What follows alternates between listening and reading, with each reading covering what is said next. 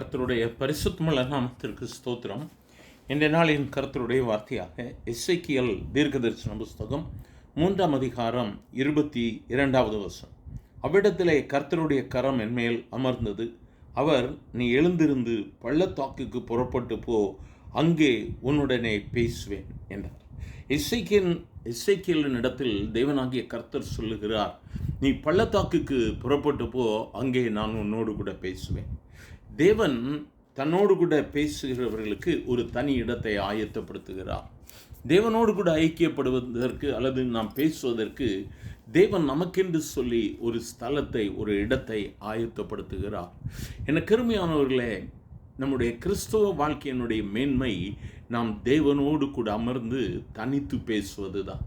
இந்த அனுபவத்தை எசேக்கியேல் பெற்றுக்கொண்டதை நாம் பார்க்கிறோம். கர்த்தருடைய வார்த்தைக்கு கீழ்ப்படிந்து எழுந்து பள்ளத்தாக்கிற்கு எசேக்கியேல் புறப்பட்டு சென்றதாக வேதம் சொல்லுகிறது. அந்த இடத்திலே தேவனுடைய மகிமை விளங்கினது.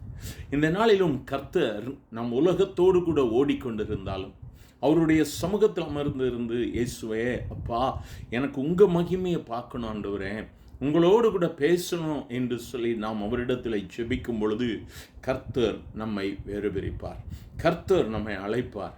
நம்ம அந்த தனிமையான இடத்திற்கு செல்லும் பொழுது அவருடைய மகிமையை காண முடியும். அன்று எசேக்கியேலுக்கு கொடுத்த அதே கிருபையை இன்றும் கர்த்தர் கேட்கிற ஒவ்வொருவருக்கும் அவர் கொடுக்க வல்லமை உள்ளவராக இருக்கிறார். நம்முடைய வாஞ்சை எப்படியாக இருக்கிறது?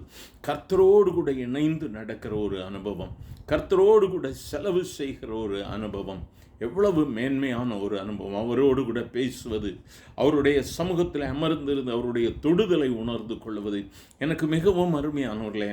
நம் உலகத்தில் பல காரியங்களுக்காக ஜெபிக்கலாம். குடும்பத்தின் காரியங்கள், பிள்ளைகள் என்று சொல்லி பல தேவைகள் நமக்கு அதிகம் உண்டு, இல்லை என்று சொல்லவில்லை. ஆனால் இவைகள் எல்லாவற்றின் மத்தியிலும் நாம் கர்த்தருக்கென்று சொல்லி நேரம் ஒதுக்க வேண்டியது அவசியமாக இருக்கிறது. கர்த்தரோடு கூட இணைவதற்கு, இயேசுவே, உங்கள் சத்தத்தை நான் கேட்கணும்ப்பா, நீங்கள் நம்ம வழி நடத்துங்கப்பா. இந்த மிகவும் பிஸியான உலகத்தில் உங்கள் சத்தம் எனக்கு தெரியப்படுத்த வேண்டும் என்று சொல்லி அவரை நோக்கி நாம் கேட்கும் பொழுது, ஜெபிக்கும் பொழுது நிச்சயமாகவே கர்த்தர் மனம் இறங்குவார்.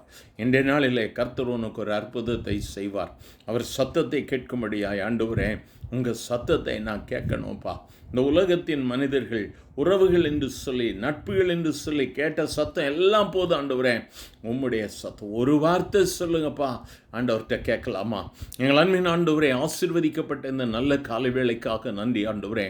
அந்த எசேக்கியேல் உம்மிடத்தில் கேட்ட பொழுது நீர் எப்படி கேபார் நதி அண்டையிலே கொண்டு சென்று ஆண்டவரே நீர் பேசினீரோ, தேவனமா இந்த நாளிலும் உம்முடைய சத்தத்தை கேட்க வேண்டும், உம்முடைய மெல்லிய சத்தம் எனக்கு வேண்டும் என்று சொல்லி கேட்கிற உம்முடைய பிள்ளைகள் வாழ்வின் பலவிதமான தேவைகளின் மத்தியில் கர்த்தர் இன்று ஒரு அற்புதத்தை செய்வீராக ஆண்டவரே. உம்முடைய வார்த்தை உம்முடைய பிள்ளைகளுக்கு நேராக வரட்டும், குடும்பங்களுக்கு நேராக வரட்டும், சோர்வுகள் மாறட்டும் ஆண்டவரே, பலவீனங்கள் மாறும்படியாய், தேவைகள் சந்திக்கும்படியாய் இந்த நாளில் கர்த்தர் ஒரு அற்புதத்தை செய்யும். உம்முடைய நாமம் மகிமைப்படட்டும். ஆசீர்வதியும். இயேசுவின் நாமத்தில் பிதாவே. ஆமென், ஆமென்.